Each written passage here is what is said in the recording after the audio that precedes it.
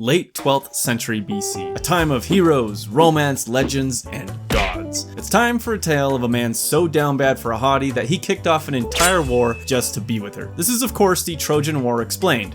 Poorly. The Trojan War is a fascinating event, part mythological, part historical. It is the greatest crossing of fantasy and realism since the Bible. How's that for driving engagement early? And remains to this day one of the most romanticized and straight up epic conflicts in human history. Supposedly taking place over 3,000 years ago, the reality of the Trojan War and the events leading up to it are understandably under some debate. While archaeological data suggests, and most scholars now agree, that Troy was indeed a real place with real people, the actual events of the Trojan War are assumed to be mythological and embellished to a large extent. And seeing as how the tellings of the conflict frequently feature the gods of the Greek pantheon personally being involved, it's likely that little of the Trojan War actually happened. Hang on, I gotta go make some sacrifices to Zeus just in case he's real and listening to this. Sorry. While there's no single authoritative source for the Trojan War, the majority of our knowledge comes of course from the Iliad and the Odyssey, epic poems by a true OG, Homer. Composed sometime around the 7th century BC, both poems tell pieces of the conflict, with the Iliad focusing on the 10th and final year of the war, and the Odyssey focusing on Odysseus and his wacky adventures trying to get home after. Other works and epic poems tell us fragments of the Trojan War and has given us a somewhat complete picture of the mythology around these events.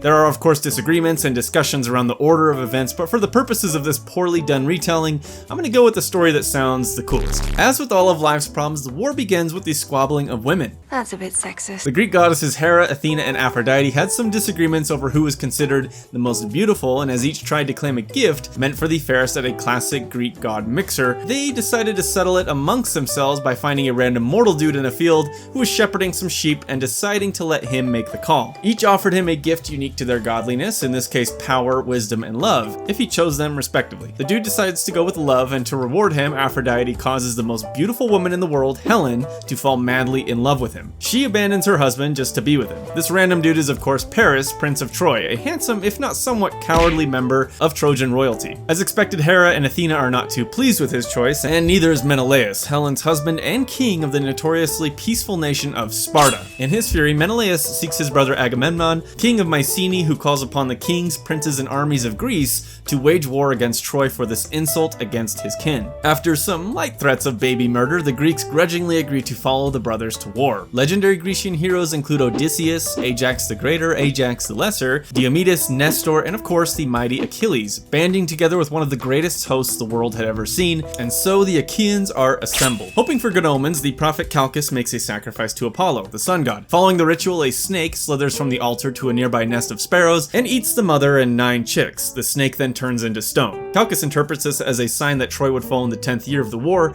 because how could you not make that connection? With the might of the Achaeans gathered, they set sail to wage war against the Trojans and reclaim Menelaus' less than faithful wife. Unfortunately, all of them are too arrogant to ask for directions, and they kinda sorta get lost. A storm doesn't help their plight, and the mighty fleet is scattered to the winds and lands pretty much all over the place. A whopping 8 years after the storm had scattered their first gathering, the Achaeans attempt to gather once again, bringing together over 1,000 ships. Apparently Menelaus wasn't in a huge rush to get Helen back, but regardless, with their directions actually set and known this time, they depart once again.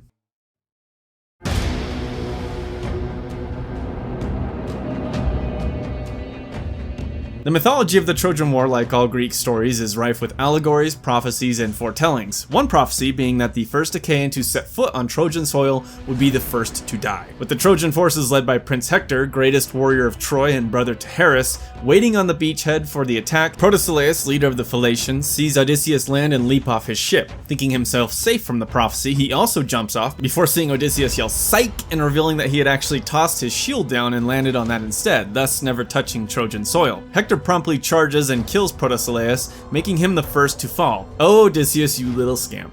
The battle at the beach is fierce as the Trojans attempt to throw the invaders back into the sea.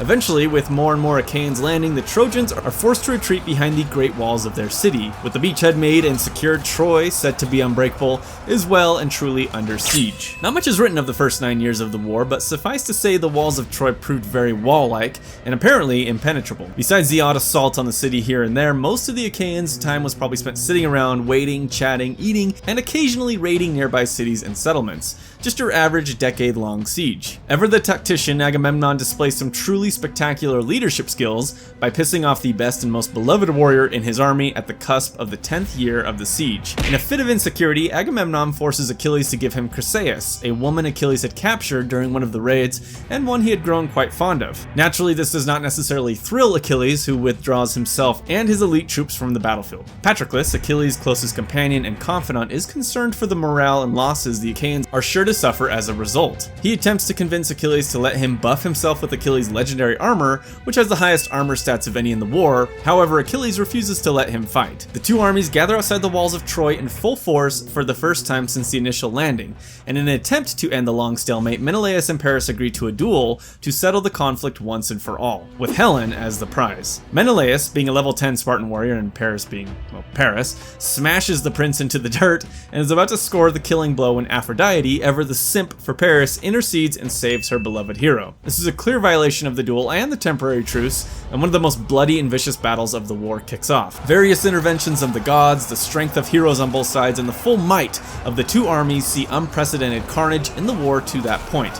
The Trojans, buffed by Apollo, begin to push the Achaeans back towards the sea. After days of fighting, they finally breach the defensive line protecting the Achaean ships. Patroclus once again pleads with Achilles, who finally relents and allows him to take the field with his armor. Patroclus, feeling confident and invincible, rushes into the Trojan lines and in a furious assault pushes the enemy back, eventually buffeting them against the walls of Troy once again. The Trojans begin to panic, especially when Sarpedon, one of their heroes and commanders, falls to Patroclus's blade. The Trojan offensive begins to crack and troops start retreating. Prince Hector, not one to back down from a fight, charges who he thinks is the invincible Achilles. A quick duel occurs when Hector ends Patroclus's killing streak and slays him outside the walls. Needless to say, Achilles wasn't exactly thrilled with the news of his friend's death. Achilles enters what a D&D player would refer to as a barbarian rage and is leveled up with new arms and armor from the god Hephaestus. He proceeds to tear into the Trojan battle line as easily as Brad Pitt tore through My Fragile Sexuality. What was I talking about? Slaughtering soldiers and even battling gods, Achilles is unstoppable in his fury. He finally meets Hector on the field and promptly ends his life. The beloved prince and honorable warrior of Troy is dead. Still grieving and enraged, Achilles desecrates the body of Hector by tying it to his chariot and doing some laps around the city. Priam, ruler of Troy and father of Hector, privately comes to Achilles and begs for the body of his son, to give him the honor he deserves. Another temporary truce is called to allow for time to bury the vast amount of dead from the battle. After more fighting, including reinforcements of the Trojan forces by the Amazons, Achilles, still on his killing spree, finds a way into Troy to continue his slaughter. The gods, deciding that the Kilimanjaro has run its course, intercede, and either a poison arrow or guided arrow buffed by the gods is given to Paris, who shoots Achilles in his one weak spot, his head. Okay, his heel. This isn't history explained that badly now. Achilles is slain and his body burned with Patroclus. The invulnerable hero is also now dead. The fighting continues to be fierce, with both armies maddened by rage and grief over the loss of their beloved champions.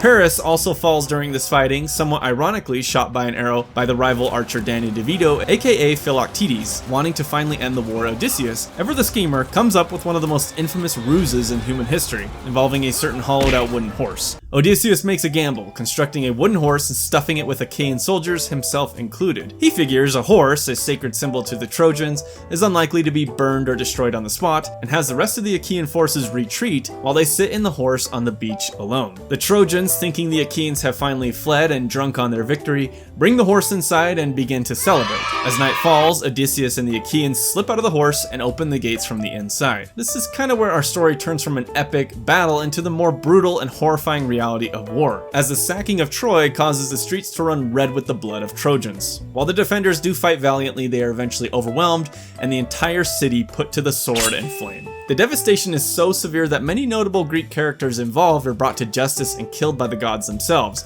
who weren't too pleased with the atrocities and blasphemies committed during the fall of the city. Agamemnon is slain almost immediately after returning home. However, Menelaus does show some strength of character, and after the brutal war and a long 8-year voyage, him and Helen finally return home to Sparta. I imagine most of that trip was pretty awkward. As Odysseus begins his excellent adventure, the Trojan War comes to an end.